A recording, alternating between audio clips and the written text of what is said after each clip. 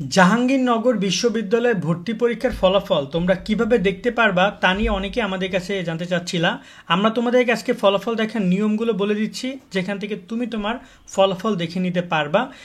এবং এখানে জানিয়ে রাখতে চাই যে জাহাঙ্গীরনগর বিশ্ববিদ্যালয়ে মেডিকেলের মতো করে খুব ইজিলি রেজাল্ট দেয় না, তোমাদেরকে একটু কষ্ট করে ফলাফলগুলো দেখতে হবে, এখানে তালিকাগুলো বের করে। তো কোথায় তোমরা এই তালিকাগুলো পাবে এবং কি রয়েছে তুলে ধরছি এক এক সব তথ্যগুলো। তোমরা যখন জাহাঙ্গীরনগর বিশ্ববিদ্যালয়ে ভর্তি পরীক্ষা দিয়েছো, তোমরা জানো যেখানে শিফট ভিত্তিক ভর্তি পরীক্ষা হয়, ইউনিট ভিত্তিক আলাদা আলাদা ভর্তি পরীক্ষা হয়। সেখানে তোমাদেরকে আগে যেটা করতে হবে, আমি ডিসক্রিপশনে লিঙ্ক দিয়ে রাখবো জাহাঙ্গীরনগর বিশ্ববিদ্যালয়ের ফলাফল দেখার নিয়ম, এবং এখানে আমি সব বিষয়গুলো একটা একটা করে উপস্থাপন করবো, সেটা তোমরা সেখান থেকে দেখে নিও। কেমন, খুব ইজিলি তোমরা সেখান থেকে রেজাল্টগুলো দেখে নিতে পারবা। আমি ডিসক্রিপশনের লিঙ্কটা চেক করলে তোমরা এখানে চলে আসতে পারবা। আসার পরে তোমাকে এখানে দেখতে পাচ্ছ সব ইনফরমেশন, নোটিশ, সামথিং যা আছে তারা প্রকাশ করে, এবং কখন কোন ইউনিটের কী আছে এবং তাদের ভর্তির ফলাফল সম্পর্কিত সব কিছু এখানে তারা নোটিশ বোর্ডে প্রকাশ করে।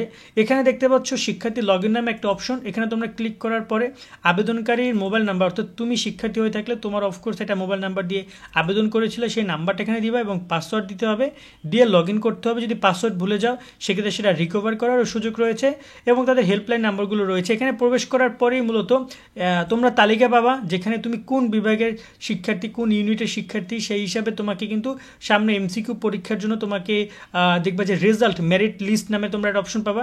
সেখানে ক্লিক করলে তোমরা ঠিক এইরকম পাবে পিডিএফ আকারে তোমরা লিস্ট পাবা, যেখানে তোমরা দেখতে পারবা যে এখানে তোমার রোল নাম্বার এবং এখানে মেরিট পজিশনটা দেওয়া আছে।